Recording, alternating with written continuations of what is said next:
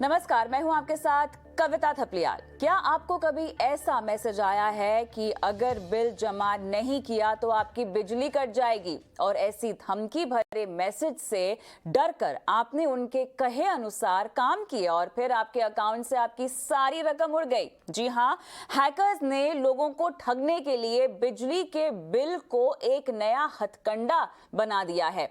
ये मैसेज इतने डरावने होते हैं कि अच्छे से अच्छा आदमी तुरंत पेमेंट कर देता है और हैकर्स के जाल में फंस जाता है। और इसी बिजली के स्कैम को लेकर ईटी नाउ स्वदेश ने चलाई है एक स्पेशल मुहिम, जिसका आप भी हिस्सा बन सकते हैं। और टीवी स्क्रीन पर दिए गए नंबर्स पर फोन कर आप सीधे हमसे जुड़ सकते हैं। जी हां, ये फोन लाइंस खुली हुई हैं। आप इस वक्त अगर शो देख रहे हैं तो इस दिए हुए नंबर पर तुरंत कॉल करें और हम आपकी गुहार सुनेंगे, आपको बताएंगे कैसे आपको बाहर निकलना चाहिए इस फ्रॉड से। लेकिन उससे पहले आइए आपको बताते हैं कैसे करते हैं ये ठगी।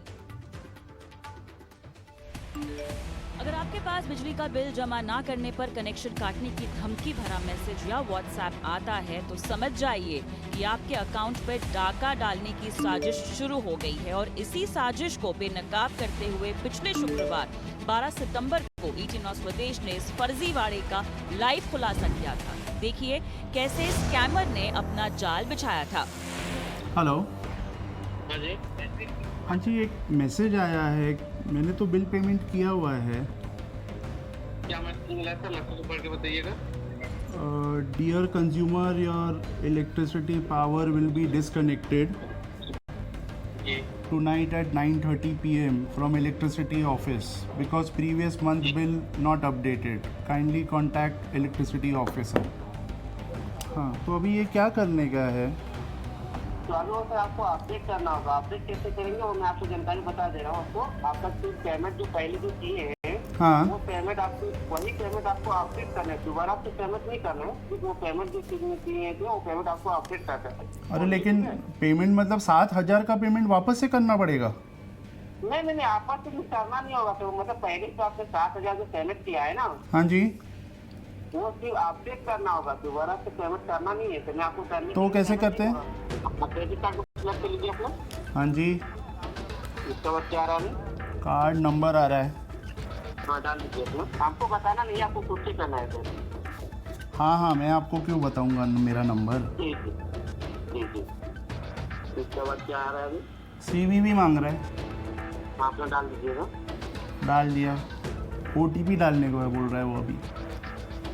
OTP आपका आया होगा, देख लीजिए अपने मोबाइल पे। आपका कौन सी नंबर पे आया होगा OTP? आपका कौन सी नंबर पे आता है? इसी नंबर पे आता है या दूसरा नंबर पे आता है आपका? ये जो कार्ड है वो इस नंबर से है। हाँ, तो उसी में आया होगा। आप चेक कर लीजिए। हाँ, अभी आया OTP 883। आया ना? हाँ, अभी आया ना OTP। अरे OTP आया ना, लेकिन वही तो कार्ड है, एक ही तो कार्ड है हमारे बीच में। हाँ, तो उसमें से आप मुझे क्या 10 रुपया कटा, चेक कर लीजिए एक बार। एक मिनट, 10 रुपया कटा गया, एक मिनट देखने दीजिए।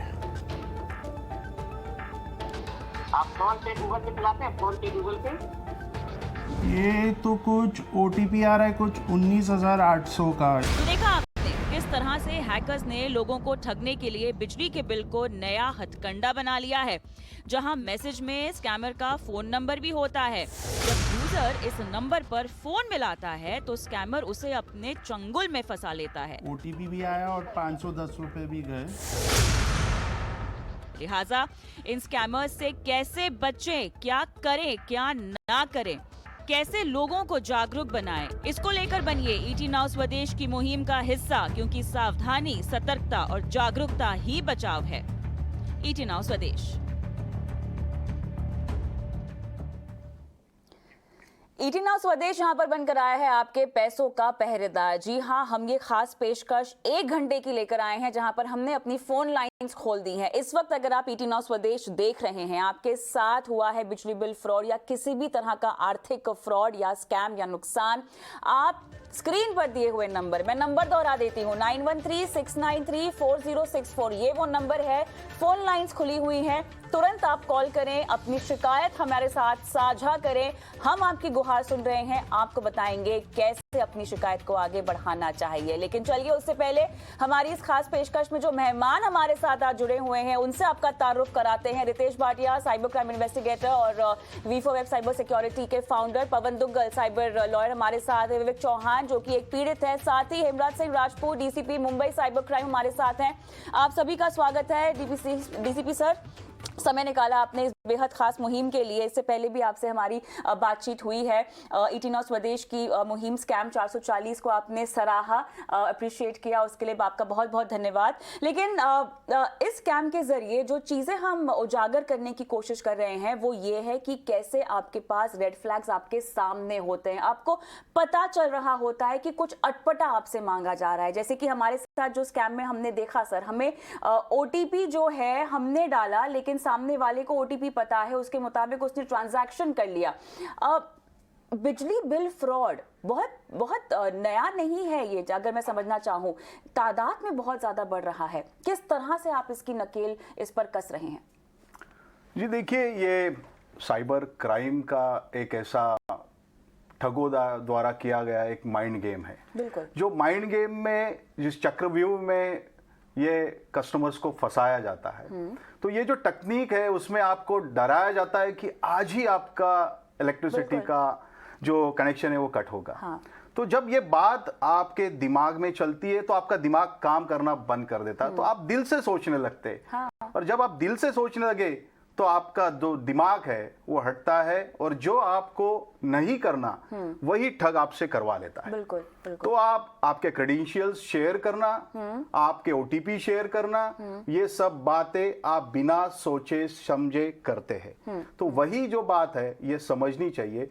मुंबई साइबर क्राइम अब तक कई हेड्स में काम कर चुका है। रिसेंटली हमने ऑनलाइन लोन ऐप पे भी काम किया था। तो ये अभी जो इलेक्ट्रिसिटी बिल्स का जो इशू चल रहा है उसके बारे में भी हम काम कर रहे हैं।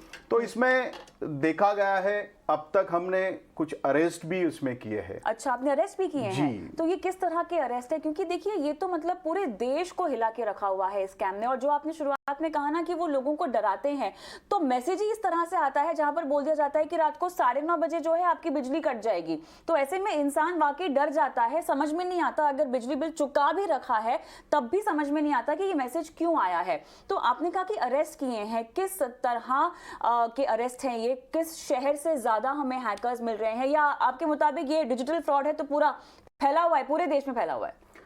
ये एक ऑर्गेनाइज क्राइम हम इसको बोल सकते हैं, जिसमें कॉल करने वाले अलग है, मैसेज भेजने वाले अलग होते, बैंक अकाउंट्स क्रिएट करने वाले अलग होते, बैंक से पैसे 2-3 अकाउंट से घुमा के ATM से विड्रॉ करने वाले अलग होते हैं। अच्छा। तो ये पूरा एक ऑर्गेनाइज तरीके से ये क्राइम चलता है, जिसमें ज्यादा लोग इन्वॉल्व होते हैं। लेकिन देखा गया है अगर इस क्राइम को हम ऑर्गेनाइज तरीके से देखते हैं तो अब तक महाराष्ट्र से बाहर के सबके इनके कनेक्शंस मिलते हैं। अच्छा। और रिमोट लोकेशंस पे जो नॉर्थ ईस्ट के हो, झारखंड के हो, ऐसे लोकेशंस पे बहुत बार ये पैसा विड्रॉ होते हुए हमको देखा गया है।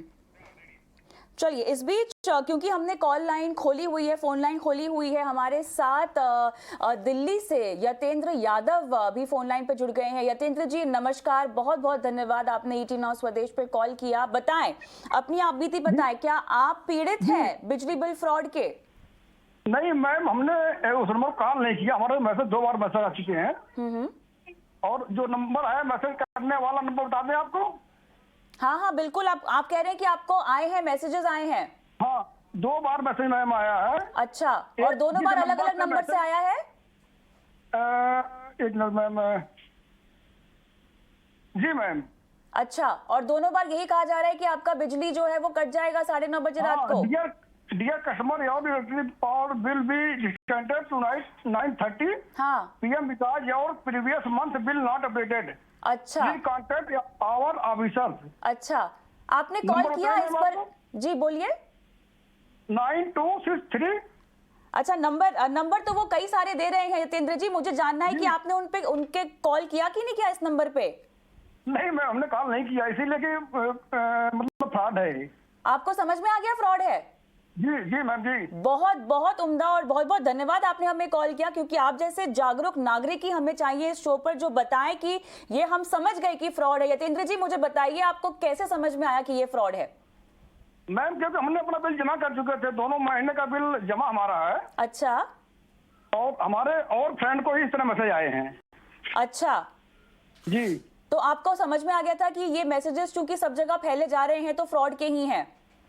जी। तो आपने कहीं इसकी शिकायत की है कि आपको ऐसे आ रहे हैं फ्रॉड मैसेजेस? में करेंगे मैम हम आपका नंबर, क्योंकि ये आप परसों नरसों आप दिखा रहे हैं टीवी पे, जी जी। तो आपका नंबर हम ट्रेस कर रहे थे, कहीं उस पे गूगल पे सर्च मार रहा था कि नंबर आपको मिला नहीं। अच्छा अच्छा अच्छा, जी। नहीं बहुत बढ़िया आपने हमें कॉल किया और अपना अनुभव हमारे साथ शेयर किया, क्योंकि ऐसे ही लोग हम चाहते हैं कि जागरूक बने, समझ जाएं कि ये जो मैसेज है ये फर्जी वाला है। देखिए हेमराज जी, ये एक जागरूक हम कह सकते हैं कि शख्स है, और इनको पता भी था कि इनके आसपास इर्द गिर्द ऐसे मैसेजेस इनके दोस्तों को भी आए हैं। जी बिल्कुल, ये बिल्कुल सही काम इन्होंने किया है, और हर किसी जागरूक नागरिक से यही अपेक्षा है कि किसी भी मैसेज से या भी किसी भी कॉल से आपको अगर डराया जा रहा है, धमकाया जा रहा है, और आपको अगर किसी बात का उसमें आपको बताया जा रहा है कि ये होगा, तो आप बस दिल से नहीं दिमाग से सोचिए। तो आप अगर दिमाग से सोचते हैं तो आपको पता चलता है कि ये फर्जी है।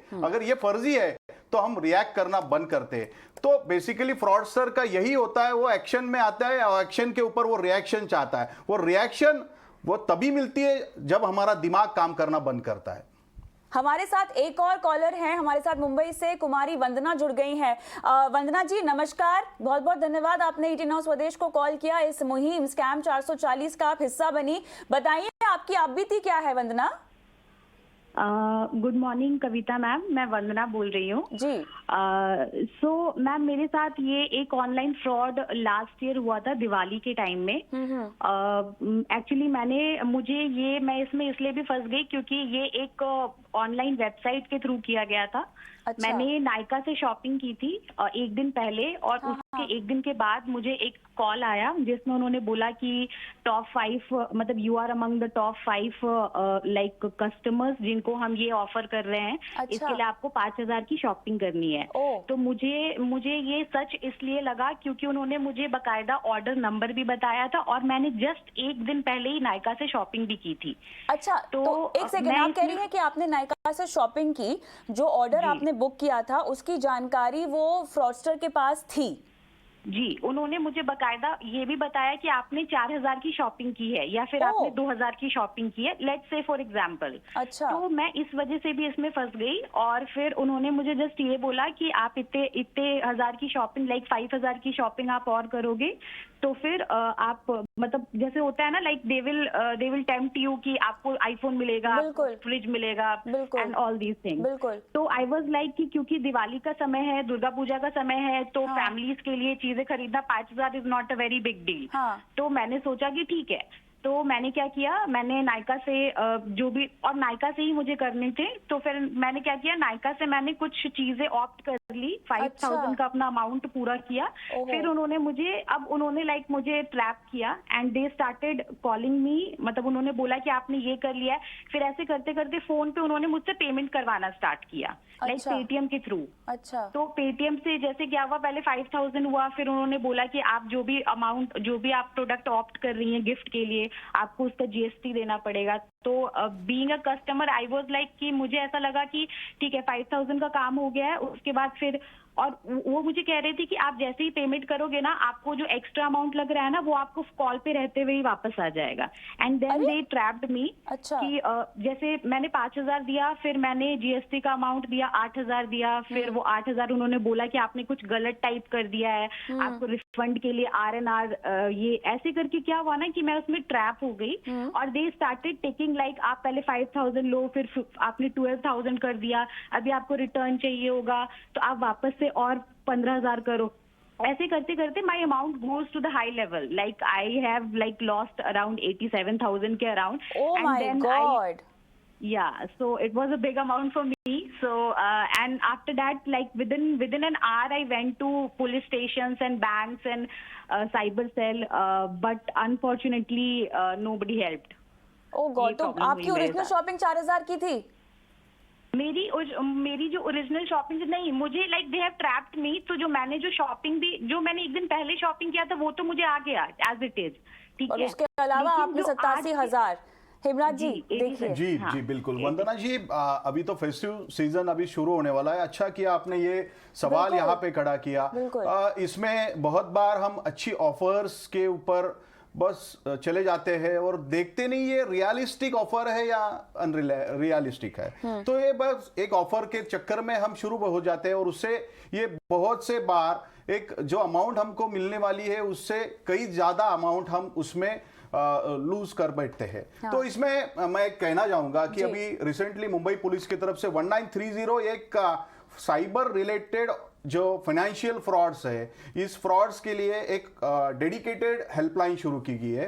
आपको अगर कभी भी ऐसा लगता है कि इसके बारे में आपको इमीडिएटली अगर नहीं जाना हो सकता है पुलिस स्टेशन के लिए, तो आप 1930 पे कॉल करके आपके जो भी ट्रांजैक्शन डिटेल्स है ये सभी डिटेल्स आप उस 1930 हेल्पलाइन पे शेयर कर सकते हो। ये स्टेट ऑफ द आर्ट ये एक हेल्पलाइन है जिसमें आप विक्टिम, लॉ एनफोर्समेंट एजेंसीज और बैंक्स सभी इकट्ठा एक ही प्लेटफॉर्म पे जुड़े हुए हैं। तो आपका अगर कोई यूपीआई लिंक से आप एक अकाउंट में पैसा भरते हो और हमेशा फ्रॉडस्टर्स एक अकाउंट से 2-3 अकाउंट्स में घुमा के वापस से एक फिजिकली किसी एटीएम से विड्रॉ करते हैं, तो इट टेक्स टाइम।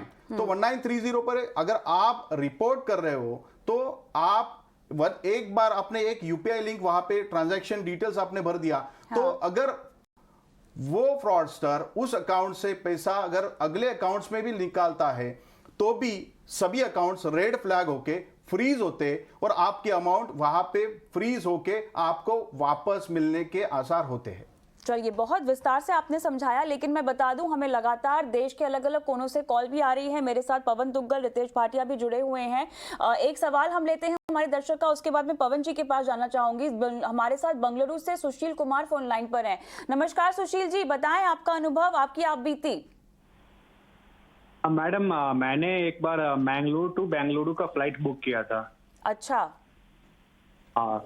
ओके। के बाद नहीं, मैं सॉरी, बेंगलुरु टू पटना मैंने फ्लाइट बुक किया था। ठीक है। उस टाइम मैं मैंगलोर में था। ओके। तो उस टाइम मुझे अर्जेंट घर जाना था, तो मैंने गूगल पे सर्च किया ये मेक माई ट्रिप का नंबर, कस्टमर केयर का।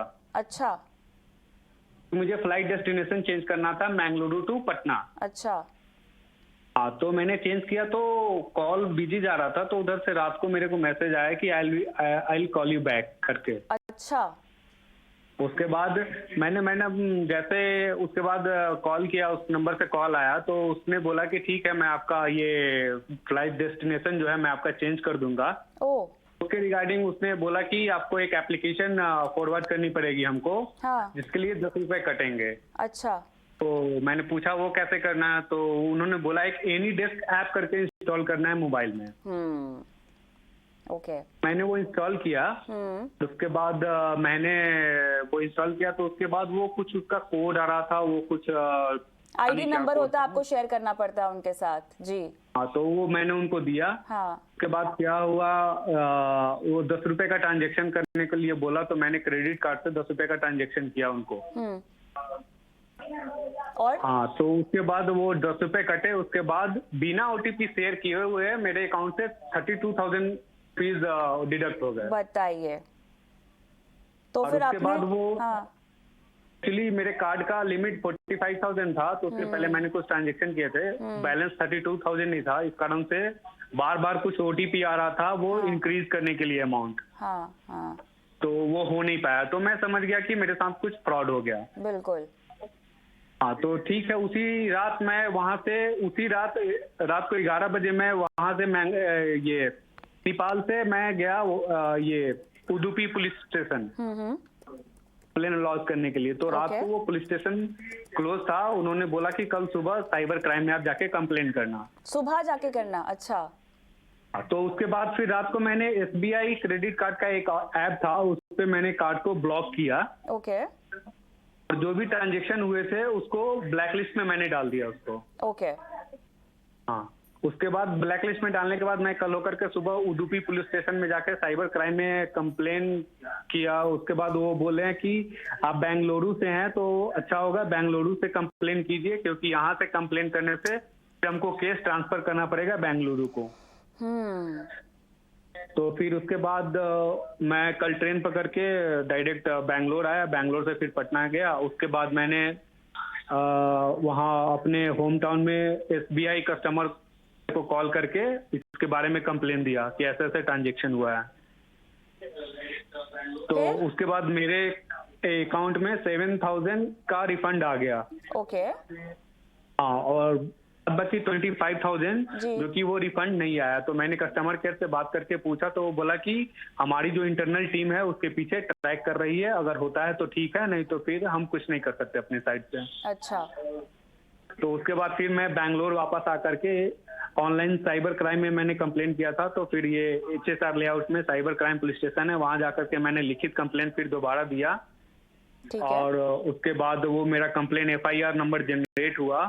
और कुछ दिन 1-2 हफ्ते पहले उन्होंने मेरा क्रेडिट कार्ड स्टेटमेंट 3 मंथ का पूछा है, तो मैंने उनको सबमिट किया है। तो 25,000 का जो अमाउंट है ना अब तक रिफंड नहीं हुआ है मैडम। अभी तक रिफंड नहीं हुआ है। ये कब की बात कर रहे हैं आप?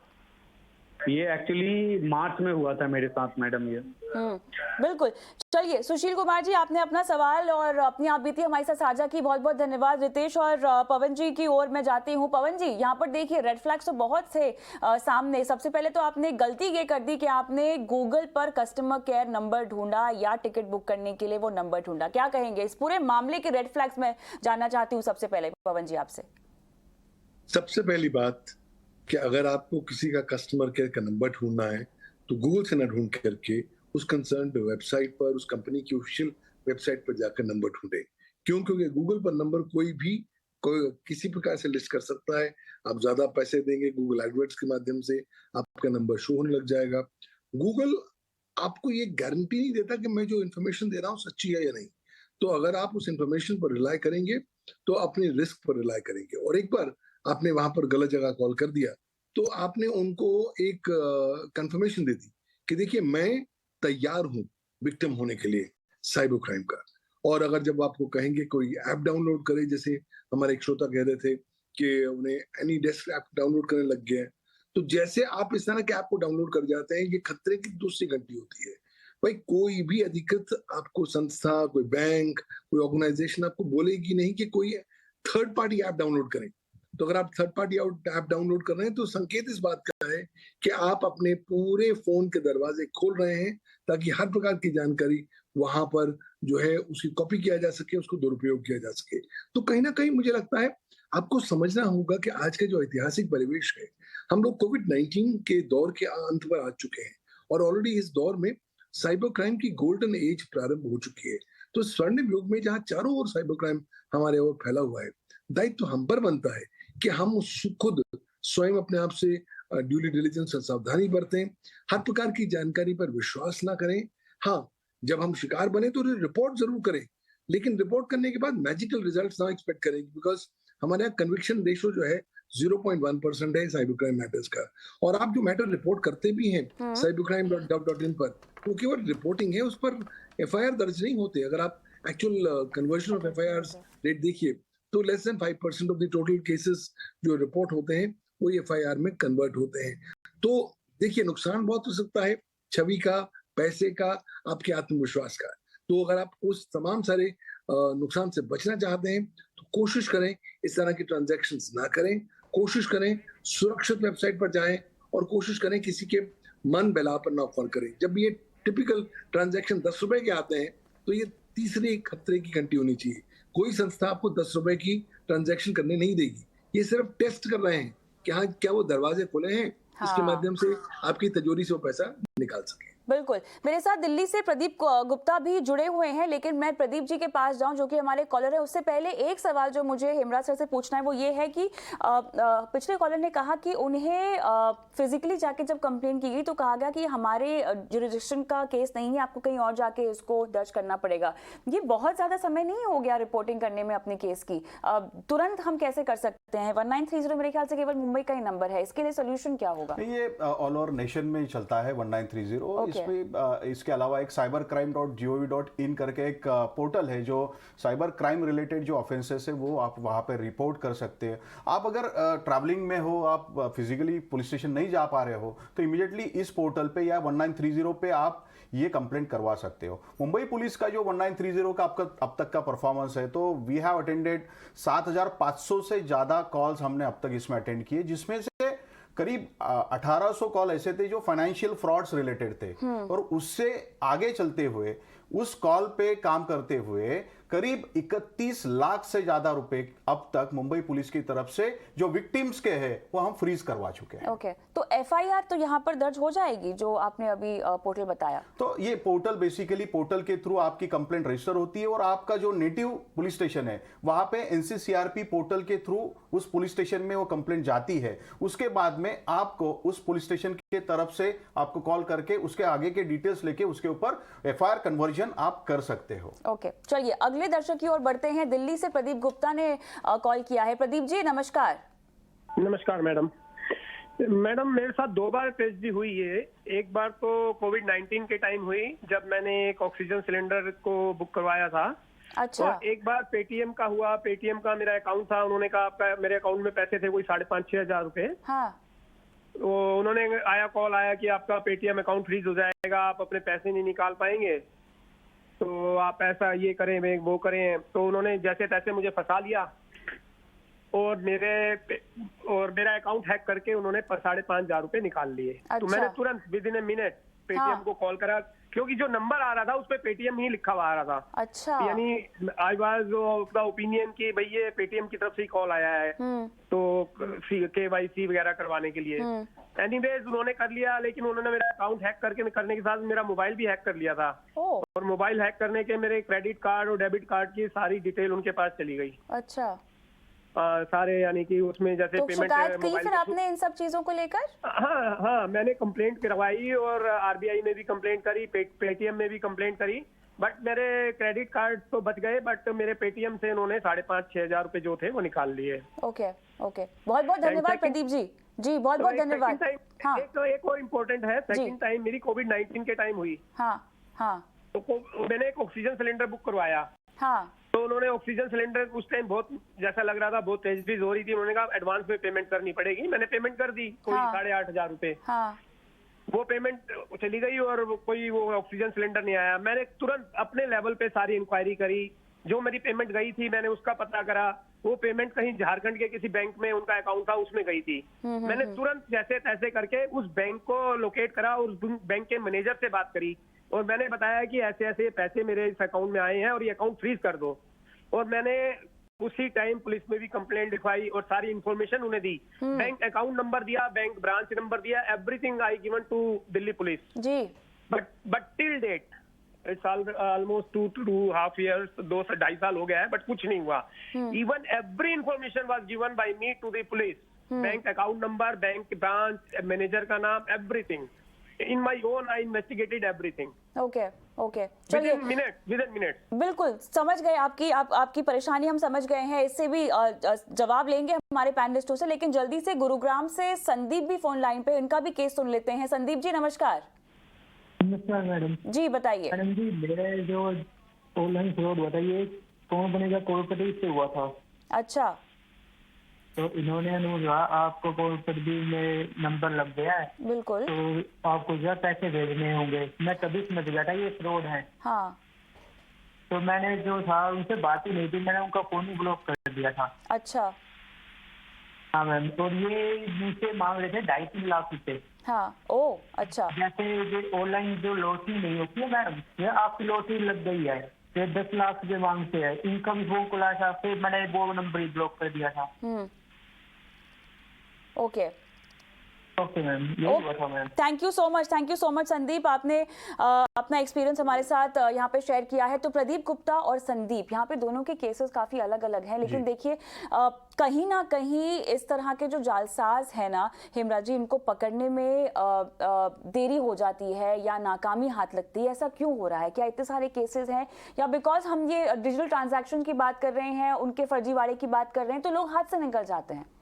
बिल्कुल सही ये डिजिटल प्लेटफॉर्म पे सब बातें होती है तो ये फेसलेस है, मतलब कौन कहाँ पे बैठा है, पैन इंडिया कहीं पे भी बैठ के ये सब जो फर्जीवाड़ा है ये चलता है। तो इसीलिए इम्पोर्टेंट बात हमारे विक्टिम्स से रिगार्डिंग यही हो सकती है कि आपको जब भी लगे कि ये ऐसा फ्रॉड हुआ है तो इमीडिएटली आपको रिपोर्ट करना है। गोल्डन आवर करके जो कंसेप्ट होती है 30 मिनट तो बेसिकली एक 30 मिनट से 1 घंटे के बीच में अगर आप रिपोर्ट करते हो तो एक आसानी से हम बैंक के थ्रू वो पैसा रुका सकते हैं। तो एक बार पैसा रुक जाए तो उसके बाद में हम आगे उसके ऊपर काम कर सकते हैं। बहुत बार पुलिस, खास करके मुंबई पुलिस ने रिसेंटली हमारा जो लोन ऐप का केस हुआ था, वो ऑनलाइन लोन ऐप के केस में हमने ऐसे ही 18 एक्यूज्ड ऐसे हमने इसमें अरेस्ट किए, ना कि अरेस्ट किए लेकिन एक इंटरनेशनल कनेक्शन हमने इसमें ओपन किया, क्रिप्टो करेंसी वाला एक नया एंगल हमने इसमें ओपन किया। तो ये सब बातें जो होती है इसमें काम करते वक्त जब रिस्पांस विक्टिम के तरफ से, इंफॉर्मेशन विक्टिम के तरफ से जितना जल्दी मिल पाए उतना अच्छा होता है। एक मुझे ब्रेक लेना है लेकिन उससे पहले रितेश भाटिया का भी मुझे टेक लेना होगा इन दोनों केसेस में। रितेश, आपने देखा कि दोनों विक्टिम्स ने पुरजोर कोशिश की शिकायत दर्ज करने की। जो आखिर के विक्टिम थे उन्होंने कहा था उनके साथ फ्रॉड, हालांकि वो पहचान गए कि उनके साथ फ्रॉड हो रहा है, लेकिन पहले वाले विक्टिम ने सभी डिटेल्स दी हैं, सब जगह कोऑपरेट किया है, लेकिन फिर भी उनके हाथ में कुछ भी नहीं लगा। आप थोड़ी प्रकाश डालिए कि कितनी जल्दी एक विक्टिम को एक्ट करना चाहिए। कविता, मेरे हिसाब से उन्होंने बहुत ज्यादा जल्दी मतलब एक्ट किया और जो इन्फॉर्मेशन निकालनी होती है, आप समझिए कि उन्होंने वो झारखंड में जो ब्रांच है वहां तक का उन्होंने पता लगा डाला है। तो इसके लिए यहाँ पे क्या जरूरत है ना कि अभी जैसे जितने भी सीनियर पीआईज है, जहां तक मैं जानता हूँ, शायद सर मेरे को करेक्ट कर पाएंगे, इनके पास है ना नोडल ऑफिसर्स के नंबर्स रहते हैं, मतलब ये लोकल पुलिस स्टेशन के मैं ऑफिसर्स की बात कर रहा हूँ। तो अगर वो लोग इमीडिएटली उस नोडल ऑफिसर को फोन कर दे और उनसे कहे कि देखिए ये वाला हमको इतना डिटेल्स मिला, आप इसको फ्रीज कर दीजिए। हम कौन सा मतलब पूरा अकाउंट ब्लॉक कराने की बात करें, हम तो बोल रहे हैं खाली उस पर्टिकुलर अमाउंट को फ्रीज कर दीजिए।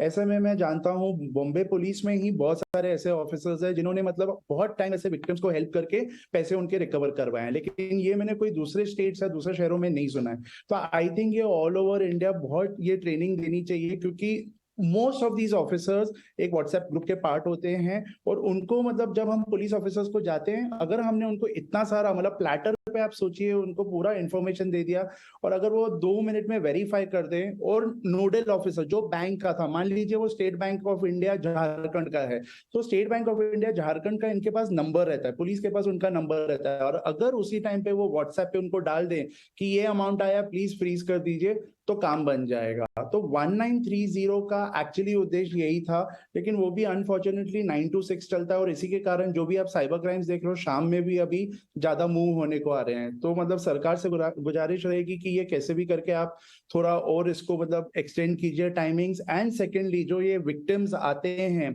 उनको मतलब लेक्चर देने की जगह उनको अगर आप ये बता दें कि ठीक है यार मैं नोडल ऑफिसर से तुरंत बात करके करवा देता हूँ, जैसे कि मैंने आपको पहले भी कहा था, ऐसे बहुत सारे अच्छे पुलिस ऑफिसर्स है बॉम्बे में जिन्होंने बहुत सारे ऐसे पैसे दिलवाए हैं। तो I think this is also the need of the hour. Kavita, बिल्कुल सही कहा आपने। और क्या क्या रिक्वायरमेंट्स हैं जिनको दुरुस्त करने की जरूरत है? हमारे साथ हिमराज सर जुड़े हुए हैं, इनसे और हम बारीकी से समझेंगे कि किस तरह से काम चल रहा है। और हम ये यहाँ केवल बिजली बिल फ्रॉड की बात नहीं कर रहे हैं, हम तमाम तरह के आर्थिक फ्रॉड्स की बात कर रहे हैं जो आपके साथ होते आए हैं और हो रहे हैं। लेकिन फिलहाल वक्त एक छोटे से ब्रेक का। ब्रेक पर मैं जाऊं उससे पहले एक बार फिर से वो नंबर आपकी स्क्रीन पे फ्लैश हो रहा है जहां पर आपको तुरंत हमें कॉल करना है, क्योंकि हम आपकी शिकायतें सुन रहे हैं, आपकी गुहार सुन रहे हैं, आपको आगे बढ़ने का रास्ता दिखा रहे हैं आपके फाइनेंशियल फ्रॉड में।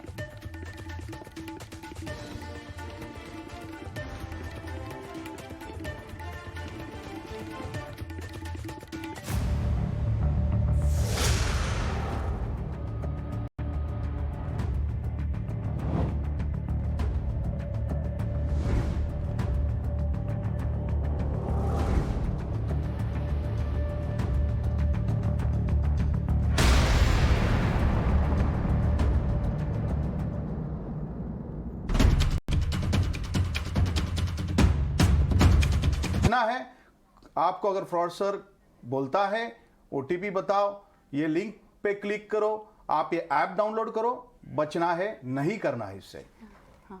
एक हमारे साथ लुधियाना से साजन शर्मा भी जुड़े हुए हैं। साजन जी नमस्कार। नमस्कार जी, बताइए सर। ये जो घटना मेरे एक मित्र के साथ हुई थी। हाँ, वो अपनी शॉप पे बैठा था तो कस्टमर के साथ बिजी था। इसी तरह इलेक्ट्रिकल बिल वाला उनको मैसेज आया और कॉल आई। तो बातों ही बातों में उन्होंने वो टीम व्यूअर सॉफ्टवेयर से लोड करवा दिया। अच्छा। और बैंक से पैसा ट्रांसफर करने की कोशिश करने लगे, लेकिन क्योंकि उनके पास उसका कोड नहीं था इसलिए ट्रांसफर हो नहीं पाया। लेकिन उन्होंने क्या किया कि वो दूसरे बैंकों से, जो दूसरे खातों से 50-50 हजार रुपया उनके अकाउंट में उन्होंने ट्रांसफर किया और वो साथ साथ ट्रांसफर करते रहे अपने खाते में। अच्छा। और तब तक मेरे मित्र को उसके मैसेजेस आ रहे थे कि आपके खाते में 50,000 जमा हुए, 40,000 निकल गए, फिर 30,000 जमा हुए, फिर 20,000 निकल गए। तो वो तो कुछ समझ गया। तो उसने धीरे धीरे उनसे बातें करते हुए अपने जो भी पेटीएम, गूगल पे सब अनइंस्टॉल करने शुरू कर दिए। अच्छा। और फाइनली जो स्कैमस्टर जिन्होंने फ्रॉड करना था उसका 60,000 रुपया मेरे मित्र के बैंक अकाउंट में जमा रह गया। अरे वाह, मतलब बात तो नहीं, बट देन उनकी स्मार्टनेस का मुझे यहाँ पर दाद देनी होगी। मेरे तमाम पैनलिस्ट भी मुस्कुरा रहे हैं। साजन जी बहुत बहुत धन्यवाद इस एक्सपीरियंस को शेयर करने के लिए। रितेश बताएं, ये तो ऑर्गेनाइज क्राइम हुआ लेकिन फेल हो गए। हाँ, वो तो आपने हमारे केस में भी देखा था। जब भी हम कर रहे थे उनके साथ कि हमने उनके पैसे ले लिए थे। तो वो जनरली ऐसा ही करते हैं कि आपका विश्वास जीतने के लिए। अब अगर वो जब भी 10 रुपए की बात कर रहे थे, जब हम भी ये इसको आपके ये शो पे जब कर रहे थे, उन्होंने एक्चुअली एक 10 रुपए भेजा था जो हम इग्नोर कर रहे थे कि नहीं हमको नहीं मिला ऐसा कुछ। तो हमको भी वो 10 रुपए मिला था। तो ऐसे में हम भी काफी कुछ करवा सकते हैं। बात यही आती है कि हाल फिलहाल अगर आप देखोगे तो ये जितने भी सारे स्कैम्स है सबका एक कॉमन लिंक अगर हम देख रहे हैं तो वो है क्विक सपोर्ट या एनी डेस्क या टीम व्यूअर जो बोल रहे हैं। तो क्विक सपोर्ट है वो टीम व्यूअर कंपनी का ही है और ये हमेशा आपको ऐसे ही बोलेंगे कि अभी हम आपको सपोर्ट दे रहे हैं, आप एक काम कीजिए, क्विक सपोर्ट करके ऐप डाउनलोड कीजिए। तो दर्शकों ने बस यही समझना पड़ेगा कि मोमेंट आप उसको इंस्टॉल करते हैं वो लोग आपको पढ़ने भी नहीं देते कि उस पे क्या लिखा हुआ है, क्योंकि उन एप्स पे भी मतलब एक्चुअली ये एप्स एक अच्छी चीज के लिए भी यूज किया जाता है, लेकिन उन एप्स पे भी लिखा रहता है कि देखिए इससे ये सारी चीजें होंगी। लेकिन वो जो फ्रॉडस्टर रहता है वो आपको ऐसा बता देता है कि जल्दी जल्दी कीजिए और आप उसको मतलब वो स्टेप बाय स्टेप उसको रटा हुआ रहता है। तो बोलता है अभी आप ओके दबाइए और आपको मेन काम पे लगा देता है। तो हमको ये समझना पड़ेगा जैसे ये ऐप इंस्टॉल किया तो हमारे स्क्रीन पे हम जो भी कर रहे हैं, हम जो भी एंटर भी कर रहे हैं, अगर हम हमारा क्रेडिट कार्ड एंटर नंबर कर रहे हैं, अगर हम कोई वेबसाइट टाइप कर रहे हैं, कोई एसएमएस भी लिख रहे हैं या कोई एसएमएस आ रहा है, हर चीज वो देख सकता है। तो उसी हिसाब से जैसे वो ओटीपी भी आता है हमारे स्क्रीन पे फ्लैश होता है वो भी देख सकता है। तो हम कोई भी क्रेडिट कार्ड नंबर डाल रहे हैं, यूपीआई पिन डाल रहे हैं, वो सारी चीजें देख पा रहा है। बिल्कुल, यहाँ पे सतर्क होने की जरूरत है। मुझे क्रिप्टो करेंसी से लेके स्कैम पर भी बात करनी है हेमराज जी से, लेकिन उससे पहले मैं पवन जी से समझना चाहती हूँ कि यहाँ पर कानून क्या कहता है। पवन जी, इसको लेकर क्या हमारे पास कोई क्लियर गाइडलाइंस है जो लोगों को पता नहीं और पता होना बहुत जरूरी है? देखिए, भारत में कानून अपंग है इस तरह के ऑनलाइन फ्रॉड्स को लेकर। अगर आप भारत के इंफॉर्मेशन टेक्नोलॉजी एक्ट पर नजर डालें तो आप पाते हैं कि इस तरह के फ्रॉड्स डायरेक्टली कवर्ड नहीं है। आप इनडायरेक्टली कवर करना चाहें तो धारा 66C, धारा 66D में कवर कर सकते हैं, लेकिन उसमें बहुत ज्यादा कामयाबी हमको नहीं मिलती। सिमिलरली ऑनलाइन फ्रॉड्स पूरी तरीके से भारतीय दंड संहिता के प्रावधानों में भी कवर नहीं होते हैं। तो ये अगर वर्तमान पोजीशन है तो लोगों को समझना होगा कि एक बार आपके अकाउंट से पैसे गए तो 99.99% शायद वो पैसे वापस नहीं आने वाले हैं। हालांकि आरबीआई आपको कहता है कि अगर आप पहले 72 घंटों में लिखित में शिकायत करें बैंक को या क्रेडिट कार्ड कंपनी को कि ये अनावश्यक ट्रांजैक्शन मेरे साथ हुआ है, तो बैंक का दायित्व बनता है कि उस तरह की जितने पैसे गवाए गए हैं वो सारे पैसे की भरपाई वो आपके अकाउंट में करे। लेकिन प्रैक्टिकली स्पीकिंग बैंक आपको जलेबी की तरह घुमाते हैं। बैंक आपको पैसा नहीं देना चाहते। आप हार के थक जाते हैं, चूर हो जाते हैं, कहते हैं छोड़ो, चलो इससे सीख ली, अगली बार ऑनलाइन नहीं करेंगे। मुझे लगता है कहीं ना कहीं ये जो लोगों का विश्वास टूटता है उसको पुनः से जोड़ने की जरूरत है। आपने राष्ट्रीय साइबर क्राइम हेल्पलाइन तो बना दी, लेकिन हेल्पलाइन क्या करती है? हेल्पलाइन अगर आपको 9 से 6 बजे तक ही काम करेगी तो साइबर क्राइम 9 से 6 बजे काम नहीं करेगा।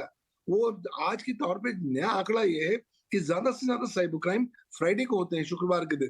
क्यों? क्योंकि उनको मालूम है एक बार हेल्पलाइन बंद हो जाएगी, उसके बाद 2 दिन वैसे सरकार की छुट्टी है, हमारे पास 48 घंटे का समय है, हम पैसे लेके कहाँ उड़ जाएंगे, किसी को कुछ पता नहीं लगेगा।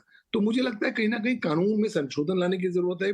जो 2008 में हम लोगों ने आईटी एक्ट के संशोधनों में गलती करी थी कि अधिकांश साइबर क्राइम्स को जमानती अपराध बना दिया था, उस गलती को पुनः से अब ठीक करने का समय आ गया है। क्योंकि पिछले 14 सालों ने हमें दिखाया है कि जब व्यक्ति बेल पर बाहर निकलता है, सबसे पहले अपने विरुद्ध एविडेंस को डिस्ट्रॉय करता है, और यही कारणवश है इन साइबर क्राइम मैटर्स में हमें कन्विक्शन नहीं मिल पाती। इसलिए उपभोक्ताओं से मैं निवेदन करना चाहूंगा कि आप जहां तक हो सके ग्रेट इंडियन वॉमिटिंग रेवोल्यूशन का हिस्सा ना बने, अपनी जानकारी को उल्टी ना करें, इंटरनेट पर जानकारी को साझा केवल नीड टू नो बेसिस पर करें। असुरक्षित वेबसाइट्स पर आप कृपया ट्रांजैक्शन ना करें, अनावश्यक लोगों के साथ अपनी जानकारी शेयर ना करें, सतर्क रहें, सावधान रहें और अपने जीवन जीने की शैली में साइबर सुरक्षा को एक अभिन्न रूप से लेकर आए। अगर ये बुनियादी चीजें करेंगे तो आप काफी हद तक सुरक्षित रहेंगे। बिल्कुल, लेकिन पवन जी, अब सवाल यहाँ पर ये उठता है कि आप जैसे एक्सपर्ट जो मुहिम कर रहे हैं, हम यहाँ पर मुहिम कर रहे हैं, लॉ इन्फोर्समेंट एजेंसीज अपना खुद का काम कर रही हैं, रितेश भाटी से साइबर एक्सपर्ट लोगों की अवेयरनेस बढ़ाने की कोशिश कर रहे हैं, लेकिन जब कानून को लेकर क्लैरिटी नहीं होगी तो इतनी मेहनत करके हमारे हाथ में क्या लगेगा? ये कब तक ऐसे चल सकता है? बाकी दुनिया में जो देश हैं वो किस तरह से इसको टैकल करते हैं? देखिए, बाकी देशों के पास अच्छे विकल्प हैं। एक तो स्ट्रॉन्ग लॉज हैं, दूसरे कुछ राष्ट्रों ने specific dedicated cyber crime laws ला रखे। हम लोगों ने भारतवर्ष में कहा कि हम लोग बॉलीवुड फिल्मों से बहुत ज्यादा प्रभावित होते हैं, तो चलिए उन्हीं फिल्मों को, जैसे मसाला फिल्म बनती है, चलिए हम मसाला आईटी लॉ बना लेते हैं, जिसमें आपने अलग अलग मसाले तो डाल दिए, लेकिन वो कोई ऐसा मसाला आज कारगर रूप से काम नहीं करता। तो अब जब कानून को संशोधन करने की आवश्यकता है, दायित्व सरकार का है। आप बहुत अच्छी मुहिम चला रहे हैं, मुझे लगता है इसका सीधा डायरेक्ट असर ये हो रहा है कि उपभोक्ता अब धीरे धीरे जागरूक हो रहे हैं। और देखिए, जागरूकता ही एकमात्र पहला कदम है अपने आप को सुरक्षित रखने का, क्योंकि चारों ओर अब साइबर क्राइम फैल चुका है, पनप चुका है, और आज साइबर क्राइम केवल हमारे डेटा को, हमारे पैसे को टारगेट करना चाहता है और हमको विक्टिम बनाना चाहता है। तो पहले जागरूकता होगी तो अच्छी बात होगी, लेकिन उसमें भी बहुत काम करने की जरूरत है। मैं सरकार को कई साल से कह रहा हूं कि आप साइबर क्राइम और साइबर लॉ एजुकेशन को स्कूली करिकुलम का पहले कक्षा में प्रारंभ करिए, ताकि आप जब बच्चों को आप सुदृढ़ बनाएंगे तो वो बड़े होकर सुदृढ़ तौर पर एम्पावर्ड डिजिटल सिटीजन बनेंगे। लेकिन साथ ही साथ कानून में संशोधन करने की जरूरत है। मुझे लगता है डेडिकेटेड साइबर क्राइम कोर्ट्स की आवश्यकता है।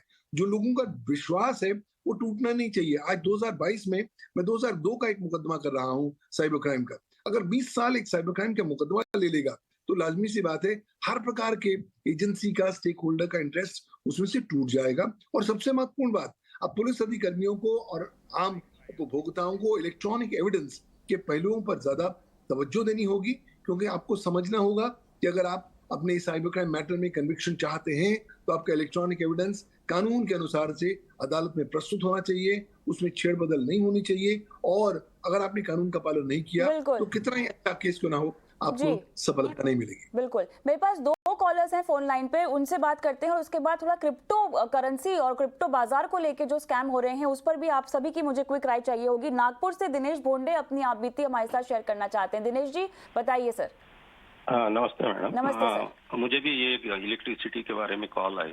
अच्छा। तब मैं नासिक में काम करता था। तो मुझे तुरंत मिसेस को फोन किया कि बिल भरा नहीं क्या। उसने बोला भरा। तब मैं बिजी था। बाद में जब मैंने SMS देखा तो SMS देखने के बाद ये पता चलता है कि इनकी अंग्रेजी गलत होती है, बहुत सारी मिस्टेक्स होती है, और बाद में जो SMS आता है वो बल्क SMS भेजते हैं। तो हमारा इलेक्ट्रिसिटी नागपुर में MSCCD DCL यानी MSCB की तरफ से होता है। तो वो जो SMS का जो बल्क SMS एड्रेस ही अलग होता है। बाद में नंबर चेक करो तो वो वेस्ट बंगाल या झारखंड का निकलता है। तो उससे मुझे पता चला कि ये फेक SMS है। लेकिन इससे बड़ी बात जब हुई 2 साल पहले वो HDFC के साथ, मुझे बम्बई से फोन आते रहे, मुंबई से, कि आपने 2011 में पॉलिसी निकाली थी। तब मैं मुंबई में काम करता था, मुंबई यूनिवर्सिटी में। तो शायद मुझे लगा कि निकाली होंगी। उसका 1,18,000 रुपये हुआ है। आप भरना चाहते हैं या नहीं भरना चाहते? नहीं भरना चाहे तो वो जमा हो जाएगा आपको, यदि वो चाहिए तो। फिर मैंने बात किया कि आप कहाँ से बात कर रहे हैं, तो उन्होंने बताया BKC से बात कर रहे हैं। नाम भी बताया, प्रिया वगैरह। तो पहली बार तो विश्वास लगा। मैंने चेक किया, मैंने कब पॉलिसी निकाली थी, तो कहीं पॉलिसी नहीं मिली। बाद में मैंने बीकेसी फोन किया वो ब्रांच में। अच्छा। तो वो नाम की कोई वहाँ नहीं थी। अच्छा। तो उससे पता चला कि वो फ्रॉड है।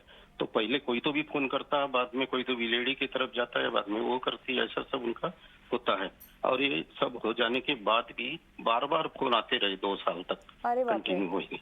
हाँ, तो ये और अभी जैसे ये इलेक्ट्रिसिटी फ्रॉड के बारे में, समय मेरे पास थोड़ा सा कम है, लेकिन मैं आपका धन्यवाद करना चाहती हूँ कि आपने कॉल किया और कितनी सतर्कता से देखिए आपने इस दोनों ही मामलों को डील किया है। और हम चाहते हैं कि हमारे देश का हर नागरिक इतना अवेयर हो जाए, इतना जागरूक हो जाए और खुद समझे कि उनके साथ जो है वो फ्रॉड हो रहा है और उस वक्त रुक जाए और वो फ्रॉड रोक ले। लेकिन क्रिप्टो बाजार ये बहुत तेजी से बढ़ रहा है और इसको लेकर भी यहाँ पर भी अलग अलग तरह के फ्रॉड हो रहे हैं। ट्विटर पर देखिए, फेसबुक पे देखिए, आप लिंक क्लिक कर लेते हैं और आपके पैसे आपके अकाउंट से चले जाते हैं। इसको लेकर क्या कुछ शिकायतें आ रही हैं? इसके बारे में यही कहना चाहूंगा कि ये नया फील्ड है, इसके बारे में हमको ज्यादा जानकारी नहीं होती है। तो नहीं होती है तो हम सोशल मीडिया के प्लेटफॉर्म्स का आधार लेते हैं। मैसेंजर हो गया, टेलीग्राम हो गया, ये प्लेटफॉर्म्स के ऊपर हम किसी ग्रुप में जुड़ जाते हैं। वो वहां पे ये सब बातें बताई जाती है कि ये इतना गेन हुआ, इतना फायदा हुआ। ये अनरियलिस्टिक बातों के ऊपर हम वहां पे विश्वास रखते हुए कहीं तो भी वहां पे हम इन्वॉल्व होते हैं और उस इन्वॉल्वमेंट से फिर हम हमारा जो डिटेल्स है वो शेयर करके वहाँ पे कुछ हमारे ट्रांजैक्शन हो जाते हैं। तो ये इनिशियली वो कई बार ऐसा भी दिखा गया है कि उसमें आपको कुछ गेन दिखाया जाता है कि नहीं देखो आपने इतना इन्वेस्ट किया था, अभी इतना हो गया। तो उसके बाद में लेकिन जो उसमें आपका लॉस है उसके बाद में शुरू होता है। तो यही बात है, जब तक आप किसी बात को ठीक से समझते नहीं है तब तक आपको उसमें इन्वॉल्व नहीं होना है। जल्दी से मुझे रितेश से एक टेक लेना होगा बढ़ते हुए साइबर क्राइम्स और क्रिप्टो करेंसी के स्कैम्स को लेकर। रितेश, इन पर कैसे एक्ट किया जाए? अब ये तो ना आसमान में है ना जमीन में है ये पूरा क्रिप्टो का मामला। जी कविता, अगर देखेंगे ना तो अभी जैसे जो राजपूत सर जिस स्कैम के बारे में बात कर रहे थे उसको हम पिग बुचरिंग बोलते हैं। तो इसके अंदर भी मतलब अभी बहुत सारे लोगों को मैसेजेस आ रहे होंगे, वो लोग पहले धीरे धीरे आपसे फ्रेंडशिप करेंगे या ये करेंगे, व्हाट्सएप पे, इंस्टाग्राम पे हाय हेलो वगैरह ब्ला ब्ला ब्ला, और 15 दिन तक और कुछ बात नहीं करेंगे, सब सिर्फ हालचाल पूछेंगे आपका। उसके बाद धीरे धीरे आपको वो क्रिप्टो में फंसाएंगे। अभी ये कैसा ना, ये जो स्कैम है ना वो इंडिया से नहीं हो रहा है, ये मेजरली अगर आप देखेंगे तो नाइजीरिया, चाइना, ये दूसरे देशों से हो रहा है। तो यहाँ पे मतलब हमको यही समझना है कि एक अनजान आदमी जो हमारे पास आ रहा है और ये सब बात कर रहा है तो इन पे ट्रस्ट मत कीजिए। याद रखना कि इंटरनेट पे ट्रस्ट, अनोनिमिटी और प्राइवेसी, ये 3 चीज एक मिथ है, ये एक गलत चीज है। और आज के दिन में अगर आपको कोई सोल्यूशन चाहिए, अगर आपको कोई टेक्नोलॉजी चाहिए समझने के लिए कि मैं क्या करूं, कैसे करूं, तो वो एक ही टूल है और उसको आप तुरंत डाउनलोड कीजिए और वो टूल है वेरीफाई। हर चीज को वेरीफाई कीजिए। आपको एसएमएस आता है, वेरीफाई कीजिए। आपको फ्रेंड रिक्वेस्ट आता है, वेरीफाई कीजिए। वो बोलते हैं क्रिप्टो में इन्वेस्ट करना है, वेरीफाई कीजिए। सांस लीजिए, थोड़ा रुकिए, वेरीफाई कीजिए, 4 लोगों से पूछिए, फिर बात करिए। इसके अलावा मुझे नहीं लगता है कि कोई भी टूल है, हमने देखा है, आपने, मैंने, सबने कितना अवेयरनेस किया है, फिर भी हम लोग जाके फंस रहे हैं। तो आप वेरीफाई करना चालू करोगे ना, इंटरनेट पे किसी को भी मत ट्रस्ट कीजिए, गूगल को भी नहीं, जो इन्फॉर्मेशन आपको वहां पर मिलता है। बहुत इंपॉर्टेंट बात कही आपने, गूगल को भी नहीं। मुझे पवन जी से टेक लेना है आखिर में, लेकिन हमारे एक आखिरी दर्शक फोन लाइन पर उत्तर प्रदेश से देवेंद्र सिंह है। नमस्कार सिंह साहब, बताइए। हाँ जी नमस्कार जी मैडम। मैडम मेरे को ना 13 तारीख को मेरे को 3-4 बार कॉल आया है। ये नंबर है उसके मेरे पास जी। उन्होंने कहा जी आपकी जो मेरी SBI का क्रेडिट कार्ड है उसकी जो लिमिट है 52,000, तो हम आपको इसको 1 लाख रुपए कर देते हैं। आप इसका हम आपको SMS भेज रहे हैं, उसका जो उसका कोड आ रहा है वो हमें कोड बताइए। समझ गए। हाँ, तो वैसे हमने बताया तो नहीं है, पर ये मीन्स ये फ्रॉड कॉल ही थी या कि? बिल्कुल फ्रॉड कॉल थी सर, बिल्कुल फ्रॉड कॉल थी, और ये आप चाहें तो हमारे एक्सपर्ट से भी सुन सकते हैं। पवन जी बताइए। पवन जी आप शायद म्यूट पर हैं। जब आपको कोई कॉल आती है जो फाइनेंशियल एलिमेंट्स या इनपुट्स की बातें करते हैं तो आपकी अलार्म की घंटी शुरू हो जानी चाहिए, क्योंकि कोई भी संस्था, कोई भी दोस्त, कोई भी और व्यक्ति आपसे जानकारी नहीं मानेगा। तो ये तमाम सारी फ्रॉड कॉल्स हैं। आजकल थोड़ा सा चमड़ी को सख्त कर लीजिए।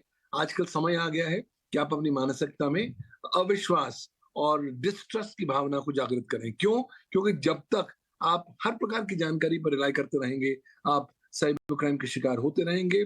इंटरनेट एक महासागर है, यहाँ पर हर प्रकार की बड़ी छोटी मछलियां मौजूद हैं। आपको बिल्कुल टारगेट सही आप करने के कह लिए रहे हैं। और शुरुआत में सावधान पवन रहें। जी आपने एक शब्द भी कहा कि साइबर क्राइम की गोल्डन एज आ चुकी है, लेकिन इसका मतलब ये नहीं है कि आपके पास मदद नहीं है। लॉ एनफोर्समेंट एजेंसीज अपनी पुरजोर कोशिश कर रही हैं कि इसको सुलझाया जाए, तमाम मामलों को इस तरह के सुलझाया जाए। जी बिल्कुल सही है। अलग अलग प्लेटफॉर्म पे हम काम कर रहे हैं, उसमें से इम्पोर्टेंट काम है अवेयरनेस का। तो अवेयरनेस ये प्लेटफॉर्म से चल ही रहा है। तो बस दर्शकों को यही बताना चाहेंगे कि कोई भी स्कैम हो, साइबर क्राइम में आए दिन उसका जो स्वरूप है वो बदलता रहेगा, लेकिन अगर हम फायरवॉल इंस्टॉल कर ले, ये फायरवॉल मतलब यही होना चाहिए कि हमारी इंफॉर्मेशन हम बाहर नहीं जाने देंगे। अगर ये फायरवॉल इंस्टॉल होता है, आपके दिल में दिमाग में इंस्टॉल होता है, तो कोई भी आपका साइबर क्राइम हो, सामने वाला कितना भी आपको ललचाए, कितना भी आपको डराए, लेकिन हम डरेंगे नहीं और हमारी इंफॉर्मेशन शेयर नहीं करेंगे। बाकी मुंबई पुलिस की तरफ से हमारी पूरी ताकत से हम इस पे काम कर रहे हैं और इससे पहले भी हमने परफॉर्म किया है और आगे भी हम परफॉर्म करेंगे। बिल्कुल। और इसी के साथ इन्हीं वर्ड्स के साथ हम शो को भी यहीं समाप्त करते हैं। हेमराज जी आपका, रितेश आपका, पवन जी आपका बहुत बहुत धन्यवाद। हमारी इस मुहिम में आप साथ जुड़े और दर्शकों में ये जागरूकता हमारे साथ लाने में हमारी सहायता की। और इसी के साथ आज के इस एपिसोड में मुझे भी इजाजत दें, लेकिन अपनी शिकायतें हमारे तमाम सोशल मीडिया प्लेटफॉर्म पर आप भेजते रहें, क्योंकि इस तरह की मुहिम आपके पैसों का पहरेदार बना रहेगा। 18 नाउ स्वदेश। नमस्कार।